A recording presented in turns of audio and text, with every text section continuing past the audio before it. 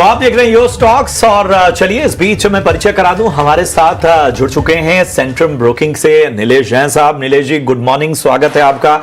Market अच्छा है और इस पर हम चर्चा तो करेंगे ही, हमारे साथ कॉलर्स भी जुड़े हुए हैं, लेकिन फटाफट से जरा तरीके बता देते हैं। आप ये जो नंबर फ्लैश हो रहा है स्क्रीन पर, इस नंबर के जरिए अपने सवाल हम तक पहुंचा सकते हैं। सोशल मीडिया पर भी सवाल पोस्ट कीजिए, इसके अलावा यूट्यूब पर भी अपने सवाल हम तक पहुंचाइए, बीच बीच में हम उन सवालों को भी शामिल करते हैं। मार्केट पर भी एक राय लेंगे। बाजार को देखिए, लगभग निफ्टी 25,400 के ऊपर कारोबार करता हुआ इस वक्त लगभग 90 अंकों की तेजी। बैंक निफ्टी 303 अंकों की तेजी, 55,800 के पास इस वक्त कारोबार होता हुआ। नीलेश जी बहुत सारे कॉलर कतार में हैं, इसलिए सीधा बाजार पर जरा क्विक राय दीजिए। कॉन्फिडेंस बढ़ाता हुआ बाजार 25,300 के बाद अब 25,400, बैंक निफ्टी की आउट परफॉर्मेंस भी लगातार जारी है। कैसे देख रहे हैं इस बाजार को? Very good morning to you. बिल्कुल देखिए, काफी अच्छा मोमेंटम हाल फिलहाल में हमने Nifty bank Nifty across Indian equity market देखा है। तो स्ट्रक्चर वाइज तो अभी भी हमें ऐसा लग रहा है कि ये मोमेंटम है वो कंटिन्यू होना चाहिए और यहाँ से ऊपरी स्तर पर फर्दर अपसाइड हमें देखने को मिल सकती है। जहां तक रही बैंक निफ्टी और निफ्टी कंपैरिजन की बात, तो बैंक निफ्टी और निफ्टी का अगर रेशियो हम देखें तो वो फिलहाल 2.2 पर है, जो एक्सट्रीम लोएस्ट लेवल है रिसेंट टाइम का। तो ये जो 2.2 का bank Nifty to Nifty ratio हम एक्सपेक्ट करके यहाँ से 2.25 2.3 तक की ओर जा सकता है। इसीलिए यहाँ पर बैंक निफ्टी हमें थोड़ा सा ज्यादा स्ट्रॉन्ग नजर आ रहा है compare to the Nifty index. 56,000 के ऊपर निकलने के बाद एक तगड़ी शॉर्ट कवरिंग यहाँ पर बनती हुई नजर आएगी और उसके बाद 56,500 से 57,000 तक के लेवल हमें देखने को मिल सकते हैं। हो सकता है वो लेवल सितंबर सीरीज में ही हमें देखने को मिल जाए। रही बात निफ्टी की, 25,500 के इमीडिएट हर्डल है, वो ब्रेक होने के बाद यहाँ पर भी एक तेजी 25,700 25,900 तक ले जा सकती है। और फिलहाल जो बेस है वो अब शिफ्ट हो चुका है 25,200 पर। तो 25,200 के स्टॉप लॉस से जो भी लॉन्ग पोजीशन है बने रहने की सलाह होगी। और सेक्टर स्पेसिफिक मूव भी काफी अच्छा वहां पर देखने को मिला है। ब्रॉडर मार्केट इनफैक्ट वहां पर भी काफी अच्छा मोमेंटम है। तो चौतरफा खरीदारी अक्रॉस इंडाइसेस हमें देखने को मिल रही है। बाय एंड डिप की रणनीति अपनाने की सलाह होगी। ऑलराइट नीलेश, झटपट आपने बाजार का पूरा सेटअप समझाया और रणनीति बताई, लेकिन चलिए दर्शकों का भी जुड़ना जारी हो चुका है। कुलदीप भंडारी साहब हमारे साथ फोन लाइन पर हैं। नमस्कार सर, कहां से बोल रहे हैं? Good morning.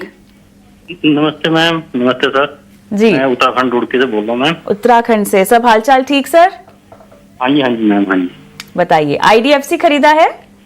हाँ जी मैम, आईडीएफसी हमें 75.96 तो मतलब 76 के आसपास है। 300 शेयर।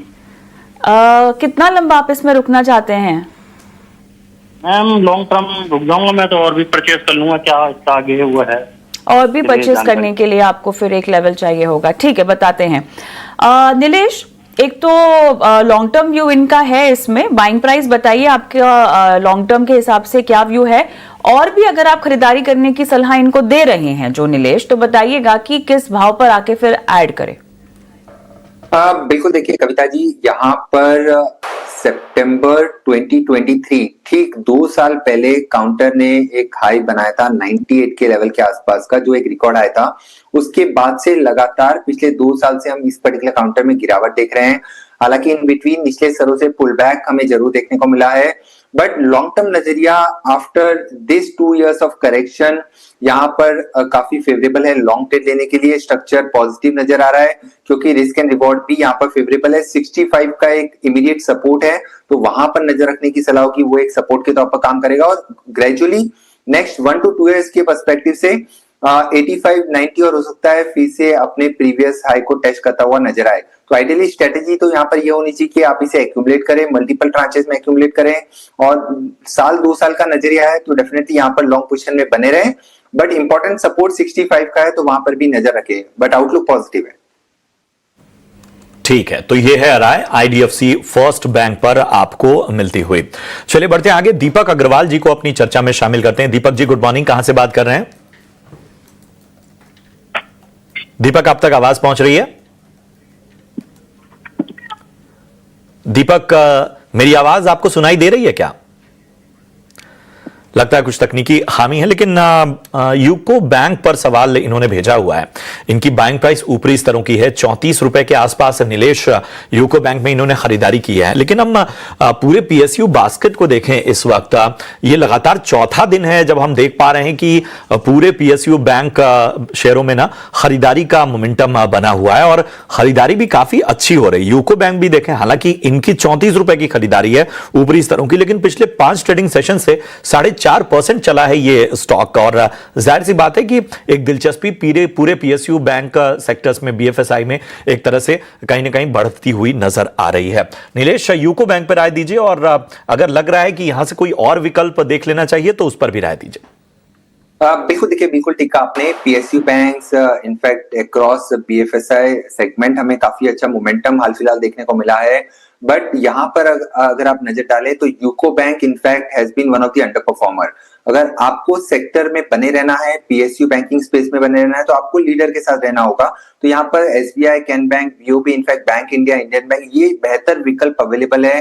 तो यहाँ पर यूको बैंक में अगर पुल बैक मिलता है तो यहाँ से एग्जिट करके इन सारे विकल्प में से किसी एक को चुन सकते हैं, क्योंकि जब सेक्टर में रिवाइवल आता है तो ये चुनिंदा स्टॉक्स है जो आउट परफॉर्मेंस दिखाते हैं। यूको बैंक इनफैक्ट 65-68 के लेवल से कंटिन्यूस गिरावट हमने देखी है। एक पुल बैक मूव यहाँ पर देखने को मिल सकता है जो स्टॉक को 32, 34, 35 तक इनफैक्ट ले जा सकता है। बट वो लेवल अगर देखने को मिलते हैं तो वहां पर एग्जिट करने की सलाह होगी और बेहतर विकल्प पर स्विच करें। बने रहना है तो स्टॉप लॉस यहाँ पर लगाए 29.50 पैसे का। ऑलराइट, स्टॉप लॉस जरूर आपको ध्यान में रखकर आगे बढ़ना चाहिए। जसपाल सिंह जी फोन लाइन पर मेरे साथ हैं। सर नमस्कार, good morning. Good morning ma'am. Good morning ji. बताइए। हाँ जी मैम, मेरे पास 2 स्टॉक हैं, उसके लिए मैं काफी टाइम से मैं अपना कनेक्ट कर रहा था, लेकिन शुक्र है आज भगवान ने सुन लिया, आज मेरा कनेक्ट हो गया। जी, बहुत दर्शक लगातार हम तक संपर्क साधने की कोशिश करते हैं, तो इसीलिए कभी कभार डिले हो जाता है, बट आपके पेशेंस के लिए शुक्रिया। हाँ जी मैम, मेरे हुंडई मोटर्स हैं, अपने 10 शेयर हैं, 1780 की बाइंग है मेरी, और जेएसडब्ल्यू सीमेंट है 147 के 100 शेयर है। ये लॉन्ग टर्म के लिए मेरे को पोजीशन चाहिए मैम। ठीक है, मेरे पास जो सवाल आपका है वो स्विगी को लेकर है, ये आपको नहीं पूछना? स्विगी पे अगर बता सकते हैं तो बता दीजिए। वैसे मैंने लेटेस्ट ये 2 डाले थे अपने। ठीक है, एक तो स्विगी आपका 382 का बाइंग है, राइट? जी जी जी। ठीक है, बाकी 2 काउंटर्स क्या आप दोहरा पाएंगे? हुंडई मोटर्स मैम 1780 की बाइंग है मेरी। 1780। JSW cement 147। JSW cement 147। ठीक है, और आपको इनमें कब तक रुकना है, तीनों में ही? मैम लॉन्ग टर्म पोजीशन है, 1-2 साल के लिए। 1-2 साल के लिए तीनों ही स्टॉक्स में ना?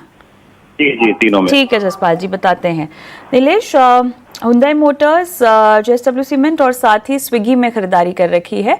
382 की बाइंग प्राइस इनकी स्विगी में है और लॉन्ग टर्म नजरिया है, फिलहाल मुनाफे में भी दिखाई दे रहे हैं, बताइए। बिल्कुल, देखिए यहाँ पर जो 3 स्टॉक का जिक्र किया है उसमें से स्विगी इनफैक्ट 2 स्टॉक में इनको मैं देख पा रहा हूँ काफी अच्छा मुनाफा हो रहा है। तो स्विगी यहाँ पर स्ट्रक्चर पॉजिटिव है, लगातार एक series of high top and high bottom formation बना रहा है ये काउंटर, और एक ग्रेजुअल अप मूव यहाँ पर देखने को मिल रहा है। तो स्ट्रक्चर अभी भी यही इंडिकेट कर रहा है कि पॉजिटिव मूव यहाँ से कंटिन्यू होना चाहिए। 460, 480 तक की अपसाइड यहाँ पर शॉर्ट टर्म के लिहाज से देखने को मिल सकती है। 420 का स्टॉप लॉस रखना होगा।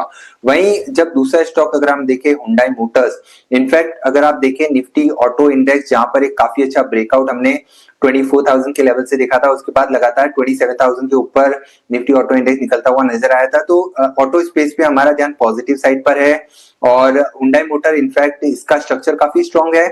2,900 से 3,000 तक की भी अपसाइड यहाँ पर देखने को मिल सकती है। तो बने रहे दोनों ही स्टॉक में। ट्रेलिंग स्टॉप लॉस लेकिन यहाँ पर जरूर लगाएं, 2550 के आसपास का ट्रेलिंग स्टॉप लॉस हुंडई इस पर्टिकुलर स्टॉक में निकल के आ रहा है। जेएसडब्ल्यू सीमेंट देखिए यहाँ पर डेटा लिमिटेड है हाल फिलहाल की, इनफैक्ट शायद लिस्टिंग है, इसलिए जेएसडब्ल्यू सीमेंट लिमिटेड डेटा के साथ सपोर्ट यहाँ पर 145 का है, रेजिस्टेंस 155 का है। जिस भी साइड ये काउंटर ब्रेक करेगा वहां पर हमें एक फॉलोअप मूव देखने को मिलेगा। बट फिलहाल मोस्ट ऑफ कंसोलिडेशन हम कह सकते हैं यहाँ पर देखने को मिल रहा है। तीनों ही स्टॉक पर यह राय मिलती हुई नीलेश की तरफ से। हितेंद्र शाह हमारे साथ फोन लाइन पर बने हुए हैं। हितेंद्र जी गुड मॉर्निंग, कहां से बात कर रहे हैं? हितेंद्र, आप तक आवाज पहुंच रही है मेरी? लगता है कुछ दिक्कत है जिसकी वजह से हितेंद्र की आवाज नहीं मिल रही है, लेकिन AWL एग्री पर राय जानना चाहते हैं। इनकी बाइंग प्राइस एक बार हम देख लेते हैं। 293 की इनकी बाइंग प्राइस है और हालांकि नजरिया इन्होंने नहीं बताया है, लेकिन AWL एग्री पर राय जानना चाहते हैं। 293 की बाइंग। इसके अलावा एक और स्टॉक इनका है IOC। इन्होंने IOC में 153 के स्तर पर बाइंग की हुई है। नीलेश, फटाफट से बताएं IOC और AWL एग्री इन दोनों पर क्या राय बन रही है? सबसे पहले जो पॉजिटिव सेटअप देखने को मिल रहा है वो है IOC में। काफी अच्छी डिविडेंड डील भी है, टेक्निकल सेटअप पॉजिटिव है, यहाँ पर बने रहने की सलाह होगी। 155 160 शॉर्ट टू मीडियम टर्म के लिहाज से और पोजिशनल लिहाज से भी पोर्टफोलियो स्टॉक हम कह सकते हैं। तो IOC में बने रहें। 141 का स्टॉप लॉस अब यहाँ पर निकल के आ रहा है, तो उसे मेंटेन करें। कमिंग टू AWL, लगातार यहाँ पे हम काफी लंबे समय से वीकनेस देख रहे हैं। इनफैक्ट अगर आप देखें तो 2022 से लगातार पिछले 3 साल से काउंटर में लगातार गिरावट हमें देखने को मिली है। स्ट्रक्चर वीक है, sell on rise kind of structure है। जब तक 270 के लेवल ऊपरी स्तरों पर नहीं निकलते हैं तब तक यहाँ पर कोई बड़ी अपसाइड की गुंजाइश ना रखें, बट बने रहना चाहते हैं तो 250 का यहाँ पे स्टॉप लॉस लगा के एक बार के लिए पुल बैक के इंतजार में अपनी पोजीशन को होल्ड करके चल सकते हैं। चलिए आगे बढ़ते हैं और AWL एग्री में यहाँ फिलहाल होल्ड करने की सलाह, लेकिन सत्येंद्र कुमार सिन्हा साहब फोन लाइन पर मेरे साथ हैं। नमस्कार सिन्हा जी। चलिए मेरे ख्याल से कॉल ड्रॉप हो गई है, लेकिन नीलेश इनका सवाल हमारे पास है। थर्मैक्स इनके पास है और वोल्टास भी इनके पास है। बाइंग प्राइस थर्मैक्स में बता रहे हैं 5649, बहुत ऊंचा भाव है, और वोल्टास में 8968 के आसपास की अपनी बाइंग बता रहे हैं। फोन लाइन पे दोबारा आए तो बातचीत करके समझेंगे कितना और ये रुकना चाहते हैं। वोल्टाम ट्रांसपेन की 8962 की बाइंग प्राइस है। थर्मैक्स बताइएगा सबसे पहले 5649। देखिए थर्मैक्स काफी ऊपरी स्तर की खरीदारी की हुई है तो और काफी लंबे समय से होल्ड भी कर रहे हैं जैसा मैं देख पा रहा हूँ। तो यहाँ पर मैं एज्यूम करके चल रहा हूँ कि इनका थोड़ा लॉन्ग टर्म नजरिया है, क्योंकि काउंटर शॉर्ट टर्म के लिहाज से कोई बड़ी अपसाइड नहीं दिखा रहा है। 3100 का एक इमीडिएट सपोर्ट है, क्रूशियल सपोर्ट है, तो वहां पर स्टॉप लॉस मेंटेन करें और थोड़ा अगर समय दें, 1 साल से ऊपर का नजरिया है तो यहाँ पर बने रह सकते हैं, बट इमीडिएट बेसिस पे शॉर्ट टू मीडियम टर्म के लिहाज से स्ट्रक्चर थोड़ा सा साइडवेज है। कमिंग टू वोल्टेम, देखिए ये पर्टिकुलर स्टॉक यहाँ पर भी सिमिलर व्यू है। काउंटर में कंटिन्यूस हम गिरावट देख रहे हैं। हाल फिलहाल में यहाँ पर एक वॉल्यूम्स पर जरूर देखने को मिला था जहां पर बहुत बड़ी बिकवाली हमें देखने को मिली थी, बट स्ट्रक्चर थोड़ा सा साइडवेज टू वीक है। लॉन्ग टर्म का नजरिया है तो ही बने रहे, लेकिन स्ट्रिक्ट स्टॉप लॉस 6900 का निकल के आ रहा है तो वो मेंटेन करके चले। ये काउंटर्स में स्ट्रिक्ट स्टॉप लॉस के साथ आपको नज़रिया थोड़ा सा लंबा करने की सलाह फिलहाल दी जा रही है। एक छोटा सा ब्रेक लेते हैं। ब्रेक के उस पार भी दर्शकों का जुड़ना लगातार जारी है। नंबर्स भी आपके स्क्रीन पे हमने फ्लैश कर दिए हैं। फटाफट अपने सवाल यहाँ पर भेजिए और नीलेश हमारे साथ बने हुए हैं बतौर एक्सपर्ट, जो आपकी स्टॉक स्पेसिफिक खरीद पर आपको सलाह दे रहे हैं।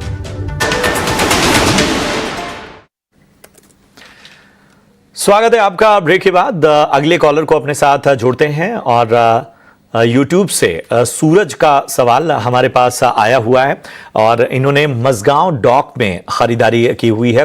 मैं बाइंग प्राइस नीलेश बता देता हूं, 3100 की इनकी बाइंग प्राइस है और इनके भाव के आसपास ही स्टॉक का हल्का नुकसान यहां पर इनको होता हुआ। मजगांव डॉक में क्या करना चाहिए, और जाहिर सी बात है कि जो डिफेंस पॉकेट रहा है उसमें जो रैली होती है वो जाहिर सी बात है उनके ऑर्डर और बाकी चीज़ों पे बहुत डिपेंड रहती है। थोड़ा स्लो मूवर भी होते हैं, लेकिन जब चला है ये स्टॉक तो उस रैली में बहुत सारे लोगों ने खरीदारी की है। नीलेश बिल्कुल, देखिए डिफेंस पैक में हाल फिलहाल में हमने काफी अच्छा एक बॉटम फॉर्मेशन देखा। नॉट ओनली मजगांव डॉक, अगर आप नजर डालें HAL, Cochin, GRSE, in fact across all defence space काफी अच्छा बेस फॉर्मेशन बन चुका है। मजगांव डॉक हालांकि आज थोड़ी बहुत प्रॉफिट टेकिंग जरूर देखने को मिल रही है, क्योंकि काफी अच्छा मोमेंटम हमने पिछले सप्ताह से इस पर्टिकुलर काउंटर में देखा है। तो थोड़ा सा पोजिशन नजरिया रखे तो स्टॉक यहाँ से 3150 से 3200 तक के लेवल दिखा सकता है और 2920 का यहाँ पर इमीडिएट सपोर्ट निकल के आ रहा है तो वहां पे स्टॉप लॉस मेंटेन करें। But yes, major structure slightly turn on a positive side, तो यहाँ पर बने रह सकते हैं। मस्काउ डॉक में ये रणनीति जहां पर मुनाफा कमाने के कई सारे मौके निवेशकों को मिलते हुए। RK बागची साहब का सवाल हम लेंगे। नमस्कार सर। सर जी बोलिए। जी आप बताइए सर, आपने किस भाव पे कौन सा स्टॉक लिया है? हाँ, मेरे पास ओला इलेक्ट्रिक का ओके 500 शेयर्स है, 77 पे लिया हुआ है। ठीक है। उसको क्या करें, अभी तो पीछे आ गया। हाँ बिल्कुल, बाइंग प्राइस भी आपकी थोड़ी सी ऊपर है, लेकिन आपने कितना समय एक देने साल- का, कितना समय एक देना साल है? तक रख सकता हूं। 1 ईयर। 1 ईयर, ठीक है, 1 ईयर का समय है आपके पास। नीलेश, एक साल के नजरिए से 77 बाइंग प्राइस आपको कितनी कंफर्टेबल लगती है? देखिए, ओला इलेक्ट्रिकल्स अगर यहाँ पर नजर डाले तो ये काउंटर एक काफी अच्छा स्पर्ट हाल फिलहाल हमने देखा था, जो 70 तक इस काउंटर को लेके गया था। उसके बाद यहाँ पे प्रॉफिट टेकिंग हम देख रहे हैं, थोड़ा कंसोलिडेशन देख रहे हैं। देखिए, यहाँ पर व्यू अगर लॉन्ग टर्म का है, जैसे कि मैं सुन पा रहा था, थोड़ा सा पोजिशनली होल्ड करके चल सकते हैं। तो सबसे पहले तो इन्हें स्टॉप लॉस रखना होगा 52 के आसपास, क्योंकि 52 का काफी स्ट्रॉन्ग सपोर्ट है और खरीद काफी ऊपरी स्तरों की है, तो थोड़ा समय लगेगा, बट एक ग्रेजुअल अपमूव वहां पर आता हुआ देख रहे हैं। इमीडिएट ट्रेंड शॉर्ट टर्म के लिहाज से थोड़ी सी वीकनेस दिखा रहा है, बट यहाँ पे 52 के स्टॉप लॉस से एक बार के लिए होल्ड करके चल सकते हैं, अगर पोजिशनली 1 साल के ऊपर का नजरिया है तो। ठीक है, तो ये है राय आपको ओला इलेक्ट्रिक पर मिलती हुई। अब बढ़ेंगे अपने खास सेगमेंट ऑप्शंस के चैंपियन की तरफ।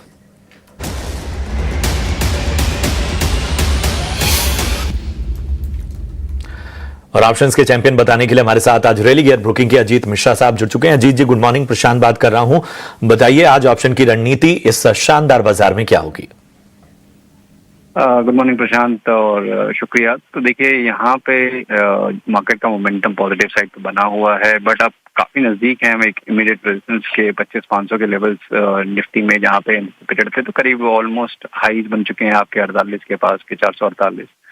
तो यहाँ थोड़ा बहुत पॉज, एक कंसोलिडेशन देखने को मिल सकता है before the next leg of the up move. और यहाँ पे एक सेक्टर जो कि साइडलाइंस पे था पिछले कुछ दिनों में, FMCG, मुझे लगता है कि यहाँ पे अब आपको दोबारा से बाइंग इंटरेस्ट इमर्ज होते हुए नजर आएगा, जिसके अर्ली इंडिकेशन आने भी शुरू हो गए हैं कि आज आपको एक ज्यादातर आपको FMCG काउंटर्स ग्रीन में नजर आ रहे हैं। तो HUL इस पे मेरा फोकस है, कंसिडरिंग कि एक अच्छे अपमूव के बाद एक डिप देखने को मिला और स्टॉक ने आज दोबारा से अपने शॉर्ट टर्म एवरेज को रिक्लेम किया है। तो यहाँ पे इंडिकेशन है कि ये रिकवरी स्ट्रेंथन हो सकती है, मीन 2700 तक के लेवल्स नियर टर्म में आपको देखने को मिल सकते हैं। तो इसको 2600 की कॉल के साथ आप इसको प्ले कर सकते हैं, जो कि करीब 39 रुपए के पास ट्रेड कर रही है। 28 रुपए का आपका स्टॉप लॉस रहेगा 53 तक के टारगेट्स के लिए। इस पोजीशन में आपको मैक्सिमम लॉस करीब 3300 रुपए का हो सकता है, जहाँ पे कि प्रॉफिट पोटेंशियल करीब 7200 तक का है।